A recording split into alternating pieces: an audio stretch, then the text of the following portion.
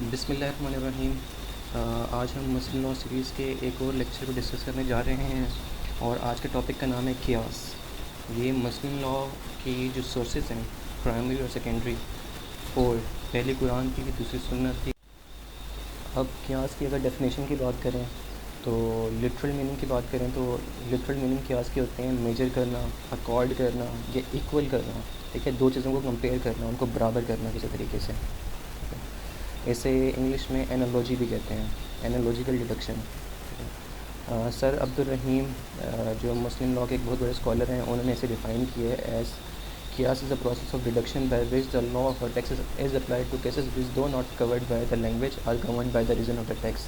کہ بھائی قیاس ایک ایسا پروسیس ہے ڈیڈکشن کا، کیا ڈیڈکٹ کر رہے ہو آپ، ایک لاء ڈیڈکٹ کر رہے ہو یا اخذ کر رہے ہو، وہ کہاں سے آپ کرو گے، یا تو قرآن سے کرو گے یا سنت سے کرو گے، ٹھیک ہے۔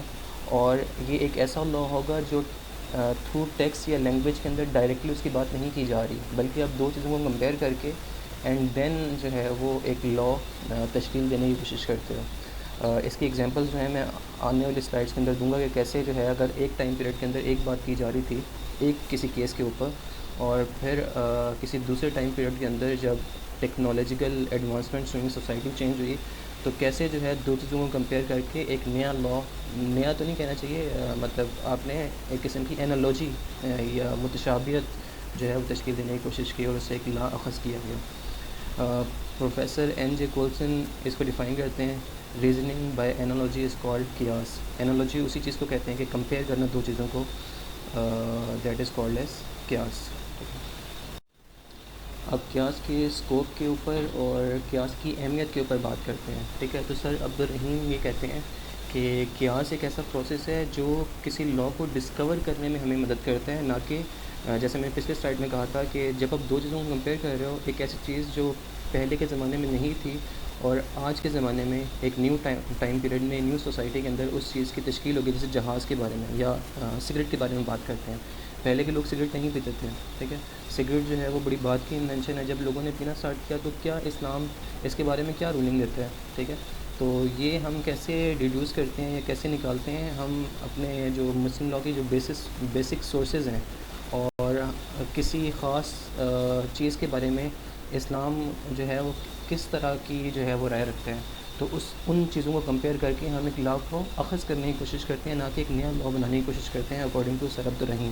تو قیاس ایک ایسا پروسیس ہے جس میں آپ نیو لاء نہیں بنا رہے ہو، بلکہ اینالوجی کے تھرو کمپیئر کر رہے ہو چیزوں کو اور چیزوں کو آگے بڑھا رہے ہو ایک قسم کا، ٹھیک ہے۔ اب ہمبلیز ہمارے اندر، شافیز، مالکیز، یہ سارے یہ بلیو کرتے ہیں کہ قیاس جو ہے وہ ہمیں مدد کرتا ہے کہ ہم قرآن اور سنت کے اندر سے کوئی چیز اخذ کر لیں، ایک ایسا رول نکال لیں جو جو ہے نا ٹیکسٹ کے اندر تو نہیں ہے، ڈائریکٹلی اس کی بات نہیں کی جا رہی، لیکن آپ جو ہے اس کو اخذ کر رہے ہو اینالوجی کے تھرو، کمپیئر کر کے چیزوں کو۔ اچھا، یہ تو ایک طرح کی رہی تھی۔ کچھ اور طرح کے جورسٹ ہیں اور اسکالرز ہیں، وہ یہ کہتے ہیں کہ بھئی چونکہ آپ چیزوں کو اخذ کر رہے ہو، آپ اپنی ریسرچ کے تھرو، اپنی ججمنٹ کے تھرو جو ہے نا چیزوں کو آگے بڑھانے کی کوشش کر رہے ہو، تو ایسا ممکن ہے کہ قیاس کے پروسیس کے اندر ہیومن انوالومنٹ ہونے کی وجہ سے غلطی کے بہت سارے چانسز ہیں، اور اس وجہ سے اسے مسلم لاء کی ایک اوتھینٹک سورس نہیں مانا جا سکتا۔ لیکن جو دوسری طرح کے اسکالرز ہیں جن کی میں نے اوپر بات کی، وہ اس نوشن سے، اس نظریے سے اتفاق نہیں کرتے۔ اب یہ جو دونوں نظریے ہیں، دونوں کیا کیا کہتے ہیں، یہ آنے والی سلائڈس کے اندر بھی میں ایگزامپلس کے ساتھ ڈسکس کروں گا۔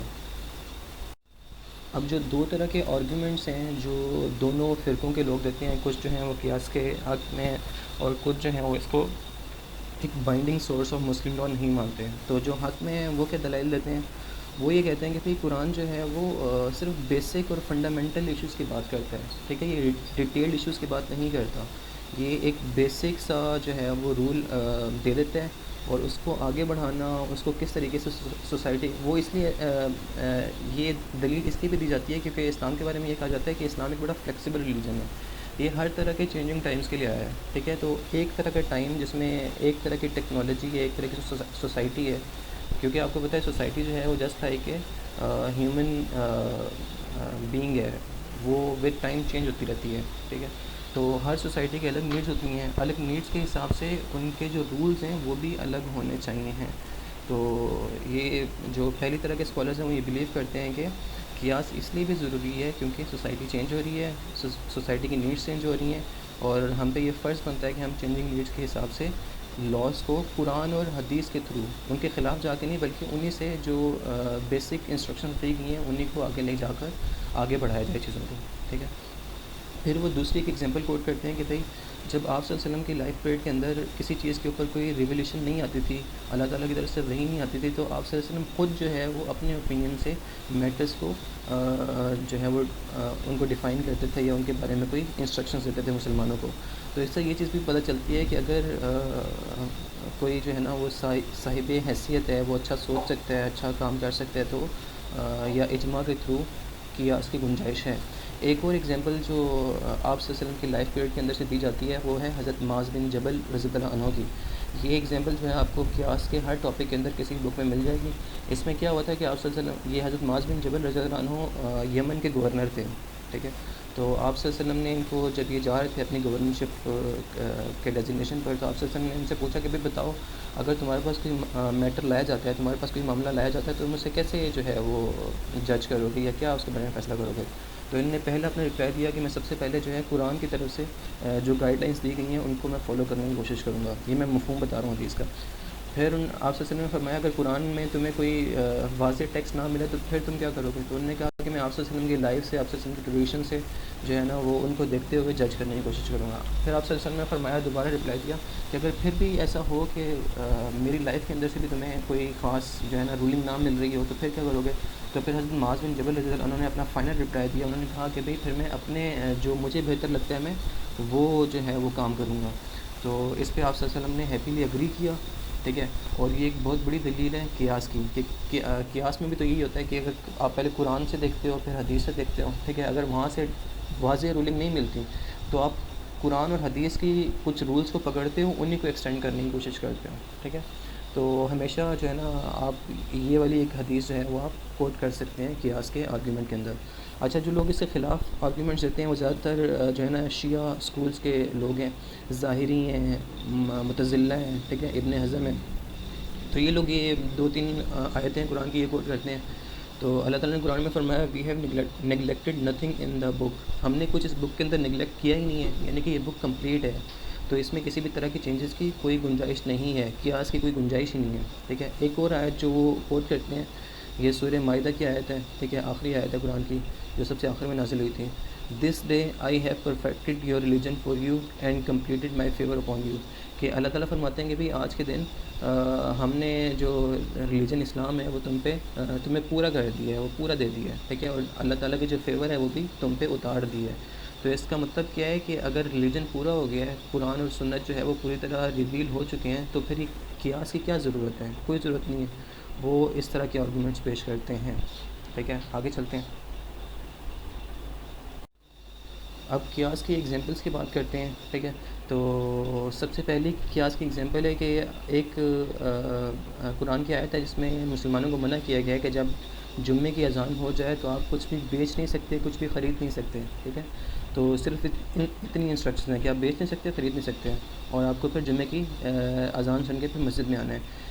جو ہمارے اسکالرز ہیں یا جورسٹ ہیں انہوں نے اینالوجی کے تھرو اس کو آگے بڑھاتے ہوئے اس آیت کو ہر طرح کی ایگریکلچر ایکٹیویٹی یا ہر طرح کی دوسری ٹرانزیکشنز, کرکٹ کھیلنا یا کسی بھی دوسرے طرح کے کام, ایسے کام جو فالتو کام ہیں جو بعد میں کیے جا سکتے ہیں, ان سب کی بھی ممانعت فرما دی ہے کہ اگر جمعے کی اذان ہو جائے تو آپ یہ سارے کام بھی نہیں کر سکتے. تو دیکھیں قرآن میں صرف بیسک رول دیا گیا ہے, اس کو ایکسٹینڈ کر کے جورسٹ نے اس کو آگے بڑھایا ہے. ٹھیک ہے. اور زمانے کی نیڈس کے حساب سے اس کو پھر مطلب چینج کر دیا.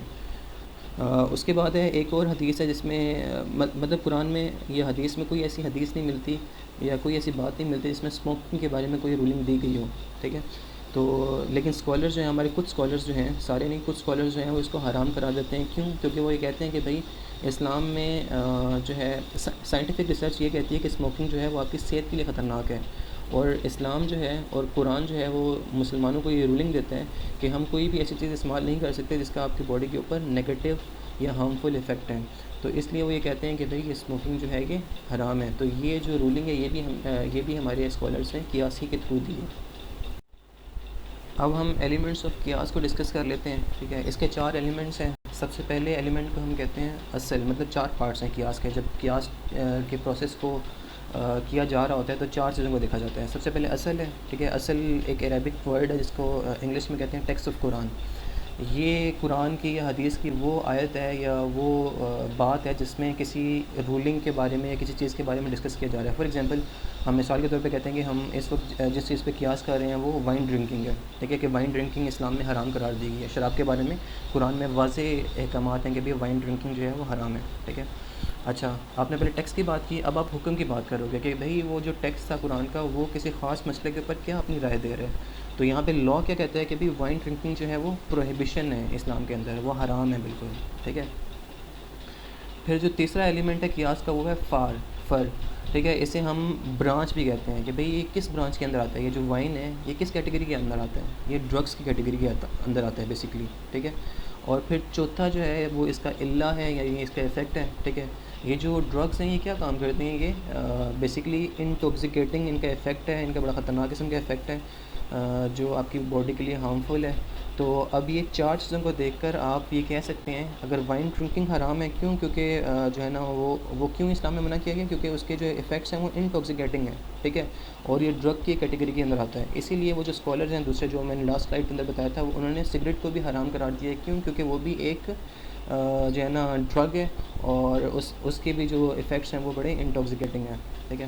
اچھا, اب جو لوگ قیاس کے پروسیس کو جو ہے نا وہ کر رہے ہیں, جو اس میں انوالو ہیں, ان کے لیے یہ 4-5 کنڈیشنز ہیں جو لازمی طور پر انہوں نے فلفل کرنی ہے, ٹھیک ہے. سب سے پہلی کنڈیشن کیا ہے کہ بھائی جب آپ قیاس کے پروسیس کو جو ہے نا ایکسرسائز کر رہے ہو تو آپ کی جو انٹینشنز ہیں وہ بڑی مخلص ہونی چاہیے, آپ بڑے صاف دل کے ہونے چاہیے, آپ کا کریکٹر بالکل صاف ہونا چاہیے, ٹھیک ہے.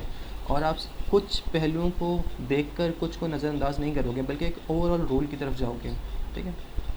جیسے میں نے اوپر والی ایگزامپل میں بتایا کہ اگر ہم ڈرگس کی بات کر رہے ہیں تو ڈرگس کی ساری کیٹیگریز جو ہیں وہ پھر حرام ہو جائیں گی جن کے بھی نیگیٹو امپیکٹ آتے ہیں ہیومن باڈی کے اوپر, ٹھیک ہے.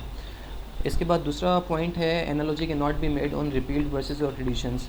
ایسی ٹریڈیشنس جو ایبروگیٹڈ ہیں, یہ ریپیلڈ ہیں, آپ ان پہ انالوجی نہیں کر سکتے ہو, ٹھیک ہے. یہ لاسٹ ٹاپک جو میں نے انالوجی کا ڈسکس کیا تھا آپ اس کو جا کے دیکھ سکتے ہیں کہ اس میں میں نے اسی طرح کی کوئی بات کی تھی.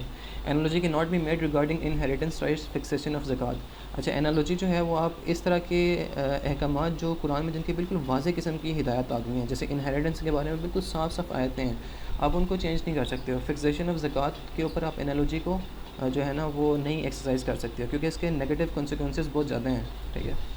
دا law itself must remain intact, ٹھیک ہے. جو لا ہے وہ چینج نہیں ہونا چاہیے, اس کی جو سول ہے وہ چینج نہیں ہونی چاہیے, وہ بالکل سیم رہنی چاہیے, ٹھیک ہے. اور قیاس جو ہے نا وہ یہ جو اٹ سیلف جو پروسیس ہے یہ قرآن کے مخالف نہیں جا سکتا کسی بھی طریقے سے.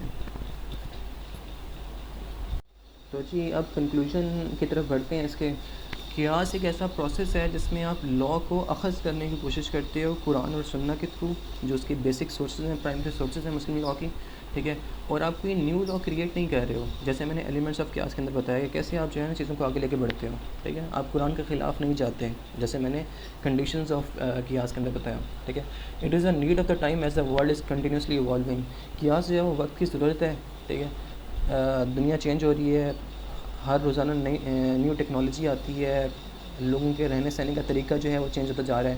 اور اسلام کے بارے میں کہا جاتا ہے کہ یہ ایک ایسا ریلیجن ہے جو ماں کی گود سے لے کر قبر کی لحد تک, یعنی since man is born till his death, اس کے بارے میں رولنگس دیتا ہے, ٹھیک ہے. آپ کو ایک جینے کا طریقہ بتاتا ہے. It is a complete way of life, code of life. تو اس لیے بھی ضروری ہے کہ قیاس کے پروسیس کو ایکسرسائز کیا جائے. Thank you so much.